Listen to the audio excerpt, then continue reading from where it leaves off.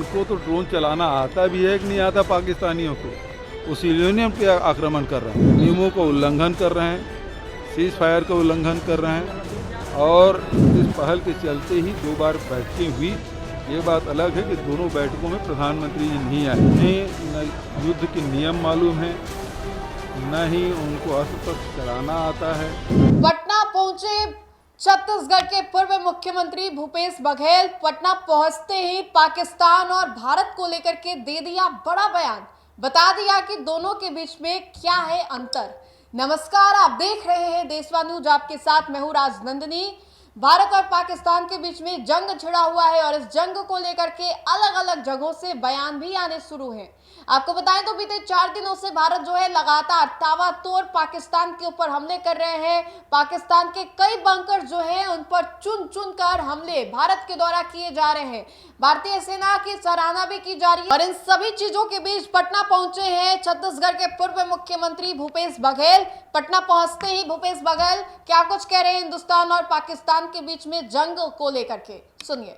से शौर्य का परिचय दिया है, जिस तरीके से अभी गतिविधि चली है, क्या कहेंगे? लगातार सिविलियंस पर अटैक किया जा रहा पाकिस्तान की तरफ से। देखिए, भारतीय सेना और पाकिस्तानी सेना में अंतर क्या है, इसको समझ लीजिए। भारतीय सेना जब आक्रमण करती है तो टारगेटेड करती है, और जो आतंकवादियों के जो कार्यशाला है जहाँ से आतंकवादी को प्रशिक्षण मिलता है उसको नष्ट करने का काम किया।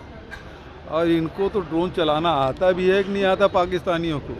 वो सिविलियन पे आक्रमण कर रहे हैं।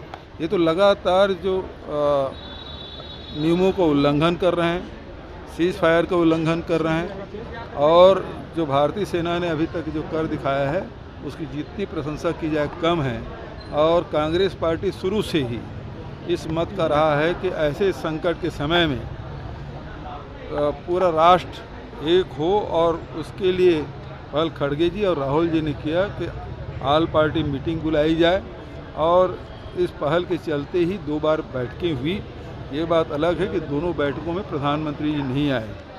पहली बार में तो ये है कि विदेश से आए और बिहार आ गए थे। लोग उम्मीद कर रहे थे कि अपने दौरा रद्द करके आए, वो पहलगाम जाएंगे, लेकिन उसको विपरीत उन्होंने किया। उनको जो करना था वो किए, लेकिन पूरा राष्ट्र अभी सेना के साथ खड़ी हुई है। और जो हौसला और जो शौर्य भारतीय सेना ने दिखाया है तो उसकी जितनी प्रशंसा की जाए कम है। सर, राजौरी के ADDC है राजकुमार थापा, उनकी भी डेथ हो गई है। वहाँ से लगातार सिविलियंस पर वो अटैक कर रहा है। ये बिल्कुल गलत बात है। पहलगाम में भी देखिए कि सिविलियन पे अटैक हुआ। उसके बाद जम्मू में आप देखेंगे वहाँ भी घरों में, गुरुद्वारे में अटैक किया गया है। ये तो बताता है कि उन्हें न युद्ध के नियम मालूम है, न ही उनको अस्त्र शस्त्र चलाना आता है। ड्रोन और मिसाइल अब नए अब जो युद्ध के नए जो हथियार है वो इस प्रकार से आए हैं, लेकिन जो उसका दुरुपयोग हो कर रहे हैं और सिविलियन मारे जा रहे हैं उसकी निंदा कर रहे हैं। सर, आज बिहार दौरे पर आप आए हैं, इस साल चुनाव भी होना बिहार में। देखिए, बिहार में सामाजिक एक कार्यक्रम है, 2 कार्यक्रम है, युवाओं का भी है और जो समाज के जो प्रबुद्ध जन है, जो प्रतिष्ठित लोग हैं, उसे सम्मान का कार्यक्रम है। तो आपने सुना भूपेश बघेल ने क्या कुछ कहा। कांग्रेस के प्रदेश अध्यक्ष राजेश राम उनको वहां पर रिसीव करने के लिए पहुंचे थे। इसके अलावा बिहार प्रभारी कांग्रेस के जो है अल्लाह बरू, वो भी यहाँ पर पहुंचे हैं। तस्वीर भी हम आपको दिखाते हैं कि खुद भूपेश बघेल ने इसकी तस्वीर जो है वो साझा की अपने फेसबुक अकाउंट पर, जहां पर उन्होंने लिखा है कि कांग्रेस के द्वारा उनकी स्वागत की गई। तस्वीर देखिए कि चुनावी साल है और ऐसे में कांग्रेस जो है एक और शक्ति बरतती हुई दिखाई दे रही है। कांग्रेस लगातार अपना विस्तार कर रही है।